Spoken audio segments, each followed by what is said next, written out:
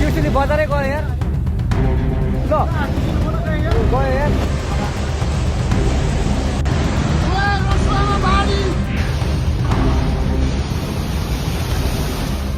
बाढ़ का ये खौफनाक नजारा नेपाल का है, जहां बुधवार की सुबह अचानक आई बाढ़ ने भारी तबाही मचाई। तिब्बत से आए इस खौफनाक सैलाब ने नेपाल के रसुआ जिले को तबाह कर दिया।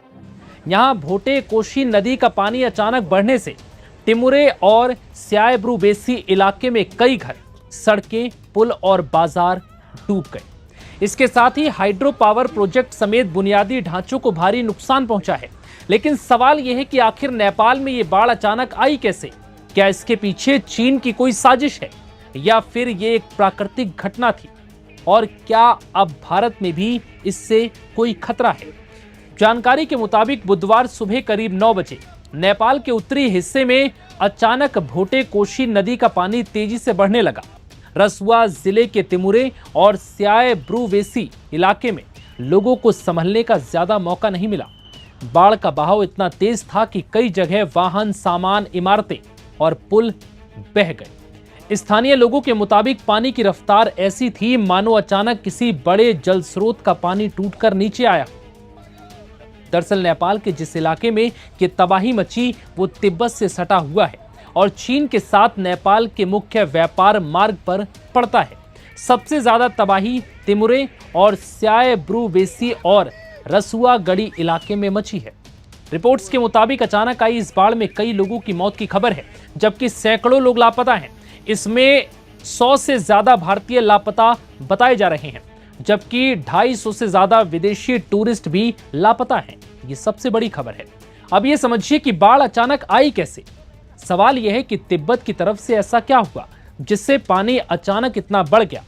दरअसल इस घटना को रहस्यमयी इसलिए भी माना जा रहा है क्योंकि नेपाल के मौसम अधिकारियों के मुताबिक रसुआ में पिछले 24 घंटे में बहुत ज्यादा बारिश नहीं हुई। कुछ इलाकों में हल्की बारिश जरूर हुई, लेकिन इतनी ज्यादा नहीं थी कि उससे बाढ़ आ जाए। अधिकारियों को अब शक है कि ग्लेशियल झील फटने से अचानक पानी भोटे कोशी में आ गया। ICIMOD UNDP की 2020 की स्टडी के मुताबिक भोटे कोशी बेसिन में 122 ग्लेशियल झीलें हैं। कौन सी झील फटी है इसकी अब तक कोई पुष्टि नहीं हुई। सैटेलाइट इमेज और तकनीकी जांच से स्रोत का पता लगाया जा रहा है। टिमुरों में बाढ़ और भूस्खलन से भारी नुकसान की आशंका है। फिलहाल मौतों और नुकसान का सही आंकड़ा जुटाया जा रहा है। अब ये समझिए कि झील आखिर फटती क्यों? ग्लेशियल झील के सामने अक्सर बर्फ, मिट्टी, पत्थर और मलबे की प्राकृतिक बांध जैसी संरचना होती है। ये बांध समय के साथ कमजोर पड़ जाएं या टूट जाएं तो झील का पानी अचानक नीचे की ओर बहने लगता है। इसे ग्लेशियल लेक आउटबर्स्ट फ्लड यानी ग्लेशियल झील फटने से आने वाली बाढ़ कहते हैं।